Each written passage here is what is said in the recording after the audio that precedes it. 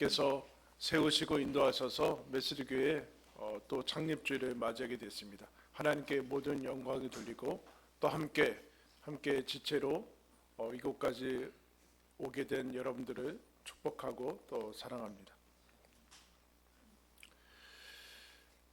오늘 우리가 읽은 말씀은 에스겔 선지자라는 사람이 등장하는데, 에스겔 선지자는 이스라엘, 남북 이스라엘의 제일 마지막에 나왔던 선지자 중에 한 명입니다. 에스겔 선지자는 남유다, 이미 북이스라엘은 멸망을 하였고 남유다가 멸망할 지점에 제일 먼저 포로로 잡혀가서 바벨론에 잡혀간 상태에서 바벨론이라는 이방 땅에서 선지자로 부름을 받습니다.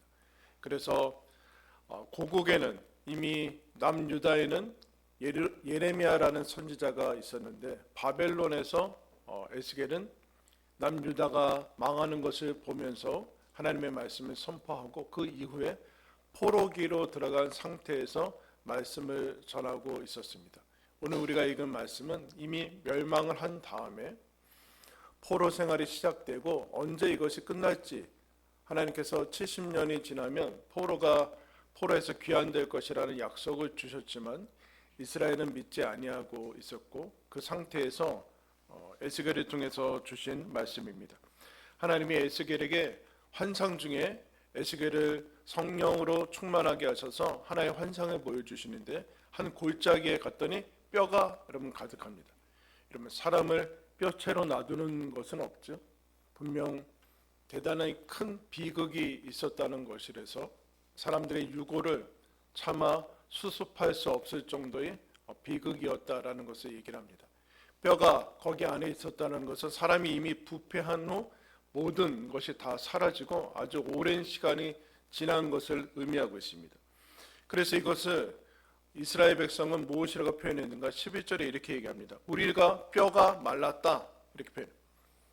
실제 이야기를 하고 있는 거죠. 이미 나라는 이스라엘의 외적인 나라는 이미 멸망을 해왔고 사람들은 다 포로로 잡혀가거나 고국에 남아있지만, 여러분 인간적인 삶을 살 수 있었겠습니까? 우리의 뼈는 말랐다, 다 이미 끝났다라는 얘기를 하고 있고, 그리고 우리의 소망은 없다, 더 이상 소망은 없다, 이미 끝났고 소망은 없고 망했다, 이렇게 얘기해요. 망했다, 부인할 수 없는 현실을 그렇게 살고 있습니다. 그런데 이거 다 알고 있는 상황 아닌가? 그 뼈가 가득한 골짜기에 들어가서 하나님께서 에스겔한테 물으세요. 뭐라고 물으시는가? 3절에 그가 내게 이르시되 인자야, 이 뼈들이 능히 살 수 있겠느냐 하시기로 내가 대답하되 주 여호와여 주께서 아시나이다. 하나님이 에스겔한테 뼈들이 가득 쌓여 있는 그 모습 보면서 에스겔아, 이 뼈들이 살 수 있겠느냐? 여러분 무슨 질문입니까? 에스겔이 차마 하나님께서 물으시니까 뭐라고 대답해요? 안 된다고 할 수는 없고, 무슨 숨은 뜻이 있나? 주님께서 아십니다 라고 이렇게 돌려서 얘기를 하죠. 여러분 뭐가 가능하다는 겁니까? 여러분 이미 다 끝났는데, 이미 죽어서 뼈밖에 안 남았는데 에스겔한테는 이미 안 된다라는 생각이 있는 것이죠. 왜 안 된다고 그럴까요? 이미 숨이 끊어졌으니까. 그것도 숨이 끊어진 다음에 한참이 지났으니까.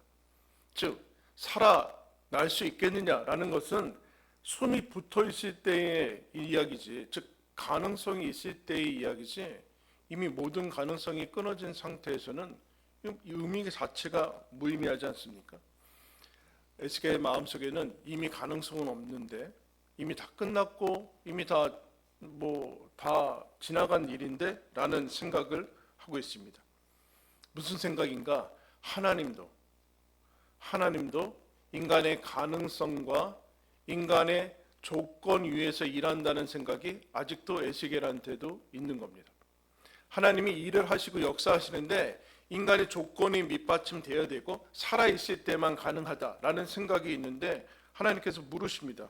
그러나 내가 이것들을 행하고 너희들은 이 일을 이루신 존재가 하나님인 것을 알 것이다 라고 얘기합니다. 그러면 뭐 하나님이 주님께서 아십니다, 뭔가 방법이 있는가? 라고 할 때 하나님이 어떤 방법을 사용하실 것 같아요? 마른 뼈들이 있는데 이 마른 뼈들을 다시 원래의 사람으로 살리는 방법이 무엇일 것 같습니까? 4절에 이렇게 말씀합니다. 또 내게 이르시되 너는 이 모든 뼈에게 대언하여 이르기를 너희 마른 뼈들아 여호와의 말씀을 들을지어다. 여호와의 말씀을 들으면 살아날 것이다. 여러분, 그러면서 뭐 하라고 하는가? 에스겔아, 너 지금 이 마른 뼈들한테 가서 말씀을 전해라. 그럼 들을 귀가 남아있어요? 귀가 있어요? 살았어요. 살아있습니까? 귀가 있습니까? 전하면 뭐 하는 겁니까? 지금 에스겔이 말씀 전하면서 그 명령을 받으면서 말씀 전하면서 무슨 생각을 했을까요? 내가 지금 뭐 하는 거냐? 지금 뼈들 앞에서 지금 뭔 미친 짓이냐? 차마 그렇게 얘기할 수는 없지만 이게 뭐 하는 거냐 지금? 나 혼자 뭐 하는 거야? 누가 듣는 사람이 있다고 지금 말씀을 전하는 것이냐? 라는 마음을 가지고 있지만 어떻게 하는가? 에스겔은 7절에 내가 명령을 따라 대언한다. 대언하니 대언할 때 하나님이 이렇게 약속했습니다. 너 말씀을 대언하면 그 뼈들이 서로 연결이 되고 그 위에 힘줄과 가죽과 피부가 덮일 것이다. 그렇게 약속을 하셨어요. 근데 의심하고 이게 뭐냐 혼자. 그러면서 에스겔이 말씀을 전하자 놀랍게 뼈들이 붙고 가죽이 힘줄이 덮이며 피부가 덮이면서 사람의 형체를 가지고 있었어요. 근데 아직은 움직이지 못했어요. 그러자 하나님께서 너 생기한테 명령해서 생기가 그 안에 생명의 영이 들어가서 그 영혼을 살리게 하라 하니까 10절에 우리 다 같이 한번 읽겠습니다. 10절 시작. 이에 내가 그 명령대로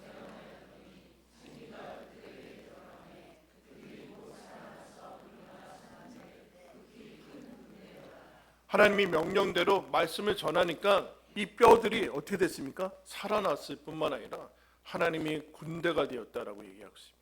여러분 누가 제일 놀랐을까요? 에스겔이 제일 놀랐죠. 에스겔은 원래 믿음이 좋아서 그럴 것 같지만 사실은 이 말씀은 에스겔을 통해서 얘기하는, 에스겔이 수없이 말씀 전하고 예레미야도 마찬가지지만 말씀 전하고 계속 하나님의 말씀 갖다 선포하지만 아무런 일도 일어나지 않는 것 같아요. 사람들은 회개하지도 않고 돌이키지도 않고 하나님의 말씀을 듣지도 않습니다. 심지어 포로로 잡혀왔음에도 불구하고 정신을 차리지 못합니다. 무슨 의미가 있습니까, 여러분? 하나님, 예수를 믿고 말씀을 전하고 말씀을 읽고 믿음으로 사는 게 무슨 의미가 있습니까? 그런데 하나님께서 이 환상을 보여주시면서 너 뭐가 사람을 살려내는 것 같으냐? 어떤 것이 있으면 사람이 살아날 것 같으냐? 하나님이 뭐라고 하십니까? 말씀을 들으면 살아난다. 어떤 상태인지는 중요하지 않다. 그래서 믿음을 설명했던 아브라함한테 하나님께서 언제 그 이삭을 약속하십니까? 99세 때. 사라는 89세 때. 이미 아기를 낳을 수 있는 그 모든 능력이, 몸의 능력들이 사라졌을 때, 그래서 하나님이 찾아가서 너 내년에 아들이 있을 것이다. 그러니까 사라가 어떻게 했습니까? 웃었어요. 이거 무슨 웃음이에요? 비웃음. 하나님한테 비웃어 보신 적 있어요? 진짜 비웃는 건 아니고, 비웃다기보다 하나님이 너무 웃기는 그 유머를 하셔서 웃으신 거죠. 뭐냐? 나 이미 모든 그 아기를 낳을 수 있는 능력이 없는데 하나님이 무슨 내년에 아들을 낳는다고 하냐? 웃었어요. 이름이 이삭이에요. 그래서 이삭은 웃음이에요, 웃음. 아브라함도 웃었겠죠. 네 아내가 웃었느냐? 아닌데요. 내년에 아기가 낳죠. 그러면서 하나님이 이 얘기를 하세요. 여호와께 능하지 못한 일이 있겠느냐? 아기를 낳을 수 있는 그 능력이 있을 때만 아기를 가질 수 있을 거라고 하나님의 능력이 그럴 것 같으냐? 여러분 조금 있으면 성탄이 다가옵니다. 마리아에게 하나님이 뭐라고 하십니까? 너 아기를 낳을 것이다. 저는 아직 요셉과 저혼은 했지만 결혼을 하진 않았습니다. 그러니까 하나님이 뭐라고 합니까? 동일한 얘기를 합니다. 하나님의 모든 말씀은 능치 못함이 없다. 너는 결혼해야지 아기를 낳을 수 있을 거라고 생각하느냐? 인간의 조건과 활동이 하나님의 그 일하심의 기초가 돼야지만 하나님이 일하신다고 생각하느냐? 우리는 이 한계를 못 벗어나는 것 같아요. 누가복음에 보면은 귀신 들린 아들을 가진 아버지가 제자들한테 와서 고쳐달라고 하니까 제자들은 못 고쳐요. 왜냐하면 하나님께서 그 예수님이 제자들 데리고 변화산에 올라갔었거든요. 내려오니까 고치지 못하고 있으니까 아들이 그 아버지가 예수님한테 와서 제 아들을 고쳐주십시오 라고 합니다. 그러자 예수님이 이런 얘기를 합니다.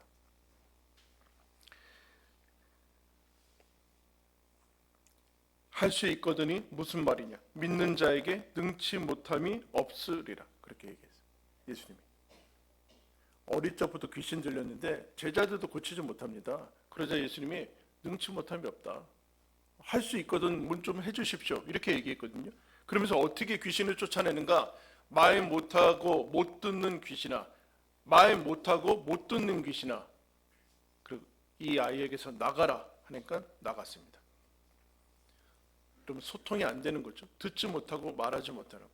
여러분, 하나님 예수님이 복음서에 보면은 죽은 자를 살린 사건이 세 번 등장합니다. 첫 번째 바로 죽은 다음에 야이로의 딸이 죽어서 가는 도중에 죽었는데 가서 예수님이 고친다고 하니까 주변에 있는 사람들이 비웃었어요. 저는 죽은 것이 아니라 자는 것이다. 죽었는데, 그러니까 막 실제로 비웃었어요. 비웃고 뭐 죽었는데 뭐 가서 뭐 한다는 거냐. 그래서 그 아이한테 뭐라고 합니까? 달리다 쿰, 소녀야 일어나라. 어떻게 여러분 죽은 그 아이를 딸을 일으킵니까? 말씀으로 일으키세요. 일어나라, 소녀야 일어나라 하니까 일어납니다. 이게 뭐 죽은 사람한테 무슨 뭘 얘기를 해요? 근데 일어났어요. 그 다음에 두 번째, 이 아이는 죽자마자 이제 가신 건데, 두 번째는 나인성의 한 과부가 한 아들과 함께 이 아들 의지하면서 살았는데 청년이 죽었어요. 그 안에 아까는 아이가 죽었는데 이번엔 청년이 죽어서 이미 관을 메고 나가는 중에 예수님이 이제 만납니다.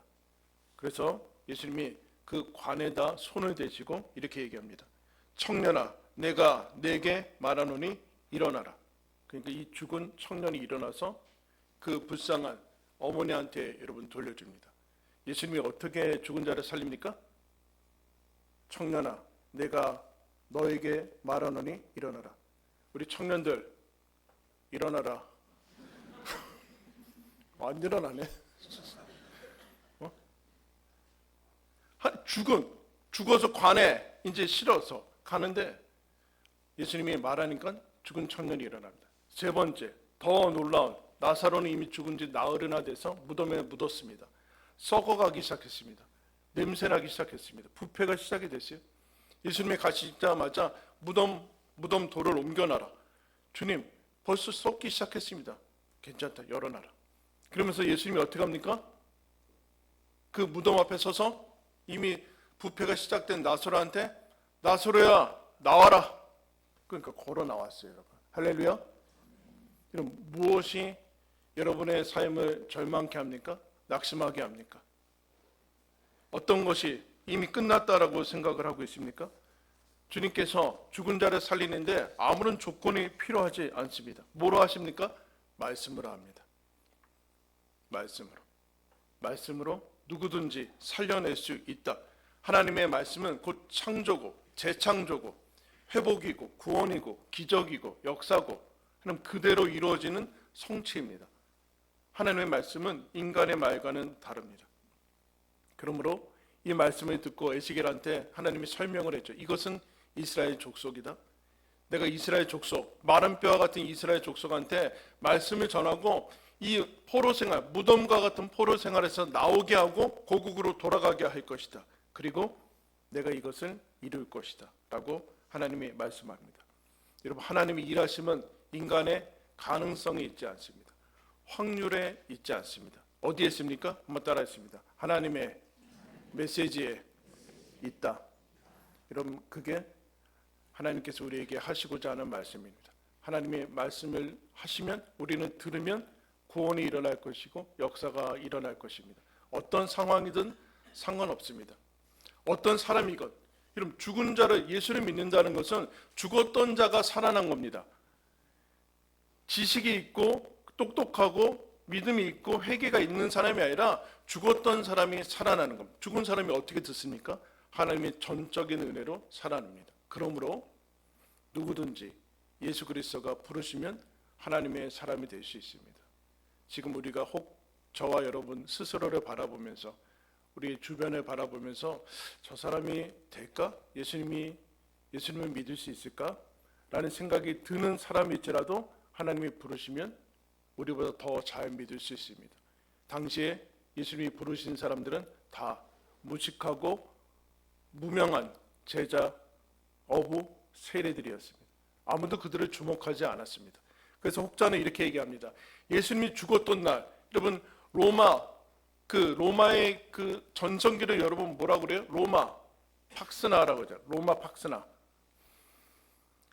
몇십 킬로에 이르는 긴 도로, 그리고 지중해를 로마의 호수로 사로잡고 있는 전 세계를 호령하는 그 사람들에 의해서 그 화려한 문명들을 보고 있었죠. 근데 이 몇십 명이 이 한 청년 예수를 따르다가 그 예수님 십자가에서 처참하게 죽고 이 실패한 제자들 몇십 명이 남아서 그러고 있습니다. 아무도 2000년 후에 이 둘 중에 로마의 사람들이냐 아니면 이 실패한 제자들이냐 도박을 걸어라 하면은 아무도 제자들한테 걸지는 않았겠죠. 2000년 후까지 누가 남아있을 것이냐. 로마는 사라집니다. 하나님이 부르신 제자들, 무식해 보이고 별 볼 일 없어 보이는 이 제자들이 하나님의 말씀을 받자 하나님의 사람들로 바뀌는 것을 보게 됩니다. 여러분, 그것이 하나님의 말씀의 능력입니다. 우리가 그 능력을 의지하고 하나님의 말씀이 이 땅에 전해지기를 바라고 또 하나님의 말씀이 교회의 중심이 되는 것을 위해서 우리가 하나님의 부르심과 하나님의 섭리 가운데 메시지 교회가 여러분 세워졌습니다. 지금까지 이르렀습니다. 하나님이 함께 하신 은혜요 영광입니다. 그리고 여러분이 함께 하셨기 때문에 가능했습니다. 여러분은 어느 누구도 대체할 수 없습니다. 기능은 대체될 수 있지만 여러분은 대체할 수 있는 사람은 아닙니다. 하나님이 우리를 부르셔서 메시지 교회의 지체로 각각의 그 자리를 지키면서 살아가도록 우리를 부르셨습니다. 여기에서 하나님의 메시지에 우리가 헌신할 때, 그 말씀을 들을 때 여러분 마른 뼈가 하나님의 군대가 될 것을 믿습니다. 귀신이 물러가고 병든 것들이 고쳐지고 소망이 없던 사람들이 여기 와서 소망을 얻게 될 것을 믿습니다. 아무리 우리가 바라볼 때 인간의 조건이 별 볼 일 없고 가능성이 별 볼 일 없어 보이고 그냥 뭐 잘하는 것이 없을지라도 하나님 말씀 들으면 하나님께 이 땅 가운데 쓰임 받을 것을 믿습니다. 그럼 그것이 말씀의 능력이고 하나님의 메시지 교회를 세우신 이유입니다. 여러분 주중에 눈이 왔어요. 눈 오니까 너무 좋죠. 안 좋았나요? 애들 눈 오자마자 아이들은 나왔으면 눈사람 만들고 막 그러던데 눈이 와서 미끄러웠습니다. 그런데 제가 이렇게 나가서 길에 가다 보니까 한 80분 돼 보이는 이제 어르신인데 노부부가 이제 눈이 왔는데 이제 걸어가세요. 미끄러우니까 진짜 손을 꼭 잡고 느리게 한 걸음 이렇게 가는 모습을 보고 너무 은혜를 받았어요. 두 분이 꼭 잡고 천천히 미끄러질까 봐 이렇게 쭉 걸어가더라고요. 여러분 하나님께서 메시지 교회와 함께 손잡고 가실 것입니다. 여러분과 제가 그리고 함께 주님께서 손잡아 걸어가시는 그 길에 저와 여러분도 함께 가족으로 부르셨으니 함께 손잡고 여러분 하나님 나라 갈 때까지 늙어서 노년이 될 때까지 함께 메시지 교회와 함께 걸어가시기를 축원합니다. 기도하겠습니다. 하나님 아버지,